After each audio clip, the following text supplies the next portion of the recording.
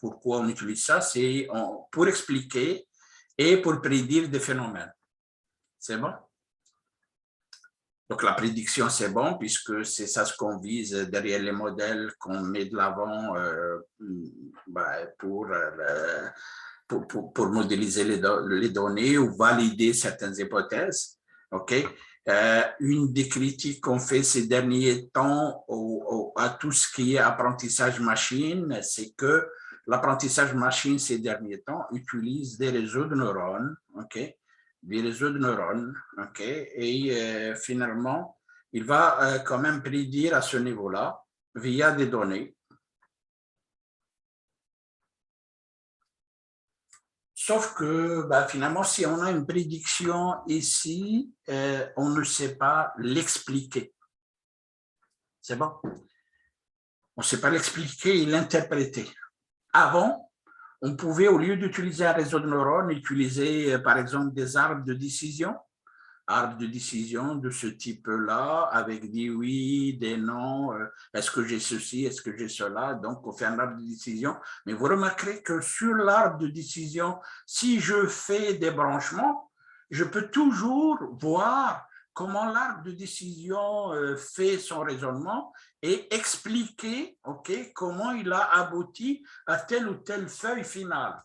Le réseau de neurones, lui, c'est plutôt une boîte noire. Et on a du mal à expliquer. Il y a beaucoup de recherches qui se font sur l'explication et l'interprétation. Autre défaut de ce qu'on fait actuellement sur données, interpréter les données, prédire, avec ce qui se fait au niveau de l'apprentissage machine, c'est que on a du mal à raisonner sur les causes. Les causes ne sont pas prises en compte. Et puis, explication et causalité sont deux choses importantes de ce qui se fait actuellement au niveau de la recherche. Il y a des modèles maintenant. Enfin, il y a un début de modélisation de la causalité. Et puis, il y a plein de recherches qui se font sur l'explicabilité. Alors, je vais aller avec vous, parce que ça, c'est important pour le raisonnement scientifique, inductif, déductif et abductif. C'est bon? Le raisonnement inductif, lui, il produit des généralisations. On généralise. Les conclusions sont plus générales que les prémices. La prémisse, c'est « tout homme que je connais est mortel ». Ça, c'est la prémisse. Et la conclusion, c'est tout homme est mortel. Donc, les conclusions sont plus générales que les prémices. Les prémices, c'est quel que soit homme est mortel. Et donc, je pars à tout homme que je connais. Il existe X et X est mortel. Et je connais X, mais vous voyez que je particularise la prémisse. C'est bon? Donc, je pars du particulier au plus général. Quel que soit ici homme est mortel. Donc, le quel que soit, c'est assez général sur la conclusion. C'est bon? Raisonnement déductif. Lui, il produit des particularisations. Les conclusions sont plus spécifiques ou pas plus générales que les prémices. C'est l'inverse de l'inductif. C'est un raisonnement orienté vers l'application des connaissances existantes à des contenus particuliers, vers la production de connaissances à partir d'autres connaissances. Tout homme est mortel, comme ici. Or, Socrate est un homme, donc Socrate est mortel. C'est bon? Donc, je particularise, puisque je parle de quel que soit ici à Socrate. Il existe un homme, et cet homme, c'est Socrate, et Socrate est mortel. Un peu plus compliqué, le raisonnement abductif, ou raisonnement par abduction. Il consiste en observant un ou plusieurs faits F1, F2, F3, etc., dont on connaît une cause possible et la plus vraisemblance est B. Je vais expliquer la vraisemblance juste dans ce qui va suivre. Donc, dès lors, on va prendre B comme hypothèse pour affirmer qu'elle est probablement la cause de F1, F2, F3. Donc, en logique, ça se traduit de la façon suivante. Je vois, ou plutôt, je vois que F1, F2 et F3 sont vrais. Je sais par ailleurs que B, si B est vrai, alors il entraîne F1 vrai. Si B est vrai, il entraîne F2 vrai. Si B est vrai, il entraîne F3 vrai. Donc, vous voyez bien que B est la vraisemblance. On appelle ça une vraisemblance, OK? Et puis, comme j'ai vu que F1, F2, F3 ils sont vrais, ben, la vraisemblance qui est ici à l'origine de chacun des faits, je conclus qu'elle est vraie. Abduction. Yes. C'est bon? Le raisonnement par abduction est avec l'induction. C'est surtout ces deux-là, ils n'ont pas le déductif. C'est un mode de raisonnement fréquemment employé dans la recherche scientifique. C'est très utilisé pour faire des diagnostics médicaux ou des enquêtes policières. Bon, il faut le détailler, le raisonnement bayésien, en apprentissage machine, etc. Mais ici, on donne juste un aperçu.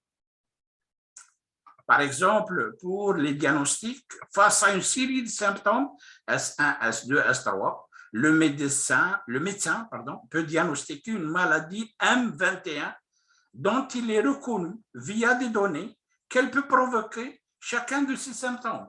Donc, on revient à M21 cause, je veux dire, plutôt pas cause, ok, entraîne, ouais, le bon mot. M21 vrai, alors S1 est vrai, M21 est vrai, alors S2 est vrai, M21 est vrai, alors S3 est vrai. OK? Si, OK, elle peut provoquer chacun de ces symptômes. OK? Ben, si ces trois-là sont vrais, ben, M21 est vrai.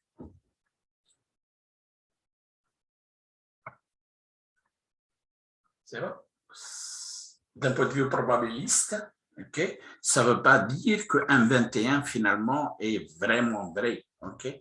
C'est une hypothèse probable, okay, qui a lieu d'explorer et de vérifier. Okay? Symptômes S1, S2, S3. Si vous avez affaire à un bon médecin, ces derniers temps, les médecins, si parmi vous, il y a des gens qui ont la famille médecin, m'excusez, mais moi, je fais un cours, donc je vais aller vers... Ces derniers temps, bon, bah, finalement, ils disent des choses et d'autres disent des choses, les médecins se contredisent, etc.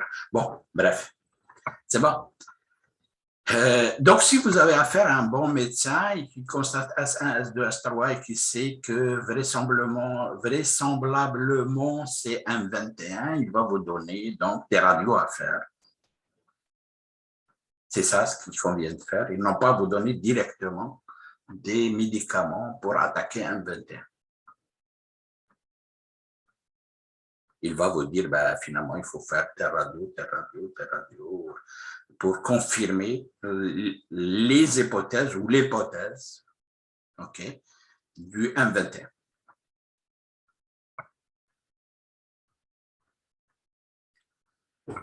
Donc, la recherche, ce n'est pas le plagiat d'autres travaux. Okay, donc, j'insiste encore une fois sur le plagiat et je vous implore de l'éviter. C'est une très mauvaise habitude, okay? En particulier avec l'avènement des réseaux sociaux et de l'Internet. Beaucoup de gens s'amusent quand même à faire du cut and paste, okay? Et ce n'est pas la bonne chose. Même les gens soi-disant astucieux qui non seulement ne vont pas faire le cut and paste, mais vont faire un cut. Ensuite, ici, ce qu'ils vont faire, c'est une certaine modification. Ils font ensuite le paste. Bon, on vous suggère ici que cette modification-là, s'il vous plaît, soit quand même assez consistante et soit faite en vos propres mots, ok? Et puis vous dites quand même, ok, vous citez la référence ici, Monsieur Toto, année 2018, pour dire que c'est une idée de Monsieur Toto, il l'a dit en 2018 et ça se trouve, pardon,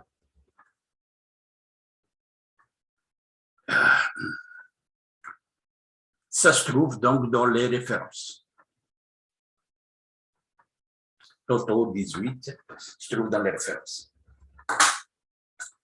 J'insiste beaucoup qu'il n'est pas question que vous fassiez une problématique ou que vous vous posez un problème qu'il est impossible de résoudre ou qu'on ne peut pas résoudre. C'est bon. Donc, ça, je veux dire, c'est pas possible. S'il y a pas, je veux dire, si vous tombez sur quelque chose qu'on ne peut pas résoudre ou qu'il est impossible à résoudre, bon, bah, oubliez ça. Donc, vous n'avez pas le droit, s'il vous plaît, de falsifier des données pour prouver quelque chose. Ça aussi, c'est une tendance qui existe beaucoup ces derniers temps. Okay? Les données se sont multipliées, okay? En particulier dans tout ce qui est informatique. Okay? Il y a beaucoup de gens qui manipulent plus ou moins des données.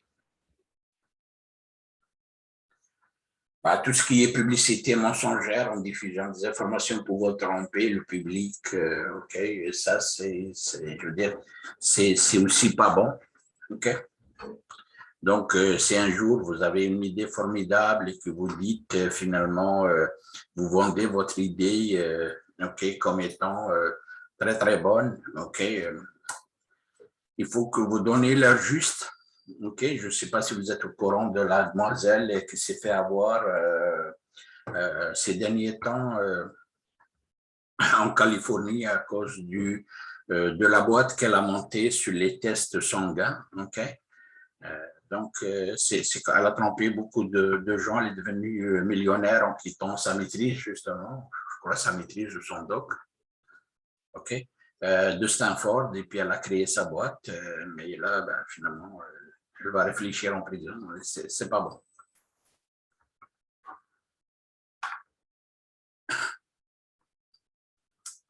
Donc, ce qu'on fait en général, c'est qu'on va construire des hypothèses à partir des observations. Donc, on a des observations, on va construire des hypothèses. OK? Donc, pour aller vers un raisonnement inductif ou abductif. OK? Déduire, comme ici, par exemple, bon, ben, ça, c'est une hypothèse en inductif.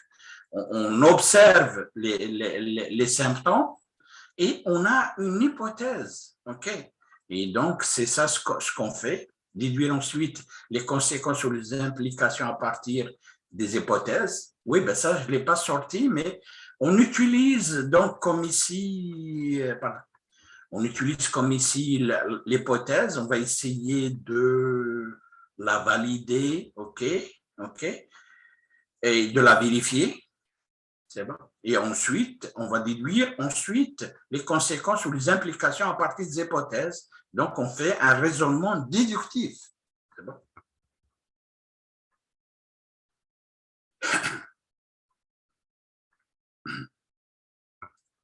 Donc, vous avez un cycle ici. OK. Donc, poser une question ou déterminer une problématique, identifier les facteurs importants de